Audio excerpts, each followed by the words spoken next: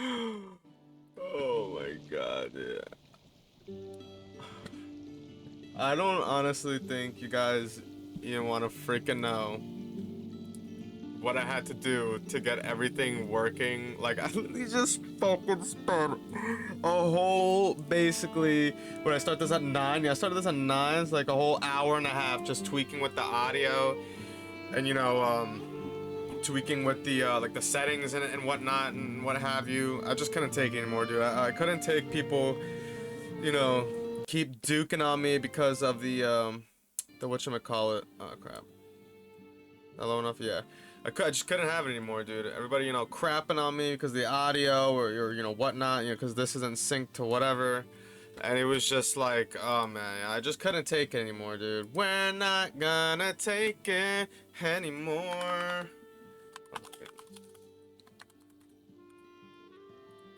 Sorry, I just gotta restart my stream. Oh man. Alright, well. Hopefully we're all good now. The problem with women in games. Let's get right into this. Modern gaming. And you know what's crazy? I watched a little bit as well because I was using the video to, like, help me fix my audio and such. And, dude, he's literally about to talk about everything that I was literally mentioning in my other gaming rant or whatever. Well, there's a lot of them. But, okay, let's hear about this one.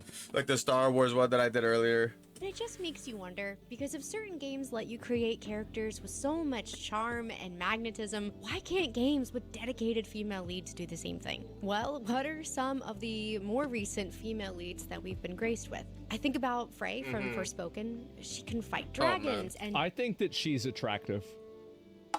I do. I think people are porn-blind if they don't think that she's attractive. Like ass. She's not ass. At least in that image, she's attractive. Bend the laws it's like saying, physics, Ridley Daisy is hot, so that makes her, awesome character. Cool. Like, no, no, for some dude. reason, they gave her the most awkward dialogue and had her deliver every line like she was on hold with customer service. On mute. What about Kay Vess from Star Wars Outlaw? Can't say the same. Ew. Ew. She's She looks a like scrappy Member space outlaw, in theory. In practice, she kind of just plays like she just respawned from a bug and isn't sure where she is or why she's there.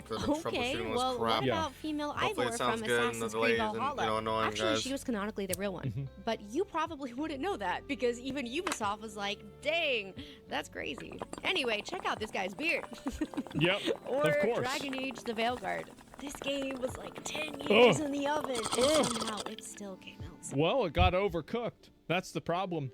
The reason why they have these issues is because it's built off of a false reality that men and women are interchangeable, and the way that they approach life, struggles, issues, and the way that they think are the same. And the big problem is that they're not. So when you take a male character and then you replace it with a female character, and then you give it the same intuitions, the same impulses, and the same responses that a male character would have, it's off-putting and weird because men and women are different. Their roles in society are different. They're different down to, again, a chromosomal level, and everything about them is different. So you can't just simply replace a male and a female protagonist in a narrative-based game and expect the story to be told the same way. Yeah. That's the reason why. That's true. It often felt cringy instead of charming, and there really wasn't much mystery, but there was a lot of licturing. And instead of emotionally rich companions, we kind of just got chronically online Twitter bios and fantasy outfits. I think you get the point, but I'm gonna say it anyway. We need female characters with range, with presence, with a little drama, if you will. The girls who made you feel something were not perfect. They were messy and charismatic and complicated in the best way. Sadie Adler from there's like, I mean, look at Expedition 33, right? I mean, all of those female characters are very well written. I think the problem is that I think this is my opinion, is that I think a lot of female writers try to write female characters in opposition to what a female character has traditionally been. And so in writing a character in opposition of what was the normal female character design, what ends up happening is that you're not creating it's like kind of like a card, right? And so like a card like can't stand up by itself. It has to be leaning against another card. So they write this personality to lean up against the old personality of one-dimensional boob characters, and that's it. And so if you take one of these away, they both fall apart. And that's because neither of these different things can stand on their own at all. You already have multiple examples, like Ripley is a great example of this. There's multiple examples of female characters and stories that I think are written relatively well, but you have to write them in a way that's true to the female experience to an extent and understand that they are not an interchangeable unit with a man. And I think that the more that you write women and you do it with a chip on your shoulder as if, no, she's not going to be the princess that gets saved, this is weird. Like, you're not writing, not writing to tell a story, you're writing to prove something. Dead too? Her husband literally dies, and she goes... It's kind of like, I'm trying to think of like a good analogy here. Just give me a second. Sorry, I just ran through the ringer right now with this whole audio and visual crap. Trying to think of like a good example here.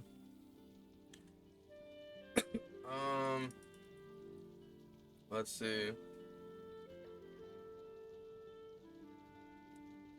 Honestly, can't think of anything. Cool. Forget it. I'm going feral now. And grieving? Yes. Stunning? Yes. Horse girl? Absolutely. But I would let her run There's me plenty of examples of that in history, like Boudica, right? Like, that's the first one I can think of. I mean, it's a messy history, right? But like, and there are examples of this where it happens. So true, yeah.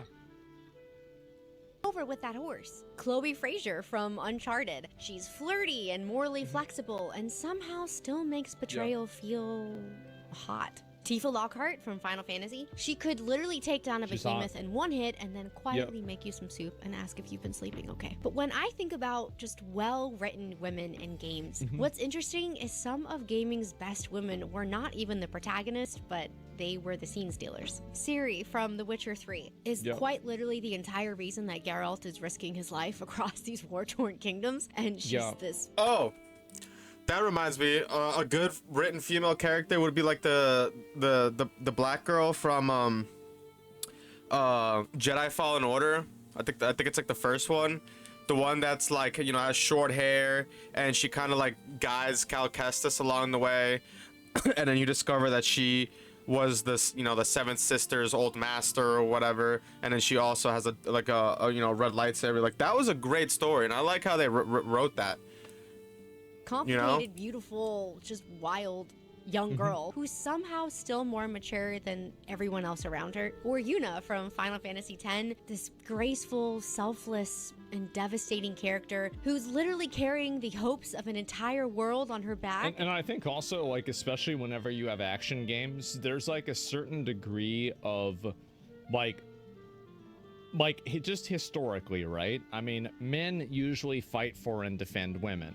This is usually what happens because of biology and about 5,000 to 10,000 years of history, probably longer than that. Right. And so this story makes a lot more sense because this is always the way things have been. And also you have examples, from Final Fantasy 14, you know, Yashlada or like any of the other characters on there. Many of the female characters were written extremely well, but they weren't the exact same as the male characters. And then she still apologizes when she inconveniences you. And if that's not being a girl, I don't know what is. And while Western games are nervously nerfing kind of every trace of femininity from their female characters, Eastern devs are like, That's exactly it. They don't want to make feminine characters because they feel like feminine characters are diminutive. That's the problem. I think it's weird because, like, is this like some form of like internalized misogyny that like women have against themselves? In a way, it feels that way. Yeah, like honestly, like Lara Croft is another good example. I don't know how I didn't think of that. You know? Here's a mysterious woman who could kill you and make you cry about it. You're welcome. Capcom? They've been in their iconic woman era since like forever. Resident Evil is one of my all-time favorite Yeah, series. literally, I was about to say Jill Valentine is stuff. Tactical, calm, Yeah, there you easily go. has the cleanest bob in gaming. Ada is mysterious, stylish, and she might lie to your face, but she's Sheva? still gonna get a What about fan. Sheva? Claire is this beautiful, kind, capable Screw Claire. woman who takes What about zero Sheva? nonsense. And Lady D had like 10 minutes of screen time in Oh my god, Village. of course she really doesn't hot. mention Still Sheva. owned Halloween for like the next 2 years. They're hot. Yep. They're cool. They've got so much range, and you remember Yeah, that. it's the entire premise that like, well, what women really want to play is they want to play an aggressive, masculine, ugly. Yeah, like look at Resident Evil 5. Like that's why I was saying Sheva, because like, you know, she's hot, but like she's not like weak either. Like there's a lot of parts where you have to do it alone, you know, as Sheva, you know. She like helps Chris and Chris helps her also. Like they rescue each other. You know, she like that's like a perfect example. woman Sheva from Resident Evil that's 5. unlikable, that tries to pretend to be a man and is simultaneously flawless, but has these obvious flaws as well that don't matter, that are actually good things. It's like basically the way that they write women characters. It's almost like whenever it's like it's as dishonest as whenever you answer the question on a resume, what's your biggest weakness? It's like, I try too hard. That's basically it. I try too hard. them. You want to be them, or you just kind of want them to emotionally damage you just a little bit. It's the same kind of energy with Monster Hunter Serious? Wilds. They dropped a couple of composed, stunning women, and the internet instantly started to cosplay. They're expressive and graceful, and they've just got that. Well, and it's also that, like, even the older woman, I forgot her name in Monster Hunter Wilds, like, there's nothing that's, like, diminutive or whatever or negative about her. It's nothing weird. It's just simply a story, and it's normal. Magnetism about them. Yeah. And that's why the boys are in Olivia, love, yeah, the there you go, girls are in Olivia, yeah, there love, you go. and I am in love. And then we've got From Software, who just casually releases the most haunting, elegant women in modern gaming like it's nothing. The doll from Bloodborne, our favorite Victorian comfort character. She's soft-spoken, she's gentle, and she definitely knows more than she's letting on. And she's a sex doll. That Yeah, like Gurren look at that made big of queen with the another big girl massive, that he you know, liked. tatas in Dark Souls. That's right. Yep. Based. Or Lady Maria, tragic, terrifying character with perfect posture, and 10 out of 10, I would let her fight me again. Or Ronnie from Elden Ring, who I was quite literally on Yeah, my I was knees literally for, about to and I tell made sure to her. do every single step of Ronnie? her quest Well, what so about I the could Dark serve her Souls as 1? the That was Elden my Lord. favorite. Or Melina. Oh, Melina was no, so Dark- Yeah, like, glowing. yeah, and Melina kind, too. Just sad. Yeah, Melina's a perfect one, dude. Oh my god, how did I not think of that, dude? I love Elden Ring. Melina is like a perfect example, yo. She's like, you know, she's not showing you her body. She's not ugly either. Like they show you that you can make a character that, you know, isn't weird and isn't overly sexified, but is also, you know, attractive. And you all, you know, they also are, you know, they act like a girly girl for the most part. And, you know, everybody likes them. And you can see their character develop. Like Melina isn't like useless. Like she's the one that travels with you. She's the one that helps you burn down the Erd tree, you know, all this stuff. And as a matter of fact, you're technically helping her because she has her own quest. And then as a matter of fact, if you do the, you know, if you complete the game, she, like the ending, one of the endings is literally her seeking revenge after you and promising that she's And gonna then when find she you and leaves kill you you. at the side of Grace, like, my work here is done. And you're just Yeah. devastated, and you're just sitting there all by yourself. Melina's like one of the alone, perfect in your little examples. tunic. These ladies do not need exposition dumps or 80 cutscenes. They just Yeah. show up and drip elegance, drop one line of vague sorrow, and then next thing you know, you're obsessing over cosplays and fan art for like the next month. Well, I it's because the characters are attractive too. That's another really big important thing that a lot of characters, a lot of people don't understand, is that Western artists and Western developers, especially American developers, nobody wants to cosplay an ugly bitch. And so, like, if you make a character in a game, Yeah, it's a like, fact. do you remember? This was the saddest thing. Like, it actually was the saddest thing. Is that? Do you remember when Avowed put out a style guide for how to cosplay their characters? Avowed. You imagine telling people how to cosplay shit? That was sad. I actually forgot. Yeah, well, the thing is that only I would remember something like this, right? I would be the only person to remember this. Yeah, on God, what? Yeah, exactly, right? You have to be at least 300 pounds. What? Yes, so nobody wanted to do that because the characters aren't attractive and appealing. That's the reason why. Like, there's a lot of characters that I know from, like, anime, and I don't know anything about the anime, but I know who the character is. Like, and that's the reason. It's because women don't want to dress up as an ugly woman. Why would they want to do that? Isn't that the like, what do you have makeup for? Say all of this because femininity is not What do you have outdated. makeup It's for? not Is shallow. Yeah, actually 2B. I've never played Nier Automata. Never played it. But I know who 2B is.